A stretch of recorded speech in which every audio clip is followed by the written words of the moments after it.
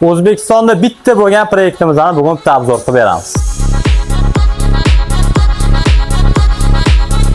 Avtomobilimizga slipoy zonalarni o'rnatib berganmiz. Yaxshisi originali hamda bokovoylarini ochilib yopiladigan raskladnoy ham qilib berganmiz. Eng qizig'i, bagajlari elektronniy bo'lgan. Bitta knopkani bosamiz, ochilib beradi bagaj. Ichkarida yana bitta knopkani bossak, bagajimiz yopiladi. Salondagi knopkalari ham ishlaydi elektronniy ochib yopish uchun. Avtomobilimiz to'liq shumoizolyatsiya qilingan. Ziyodi nebala qilingan, pultli bo'ladi, cho'tki ishlab beradi. BYD Han avtomobilni sidenlarni o'rnatib berganmiz. Abduflari 3 ta poложениеda ishlaydi, abagreiflari ham joy-joyi o'rni-o'rnida ishlaydi. Avtomobilimizga Premier tabloni o'rnatib berganmiz.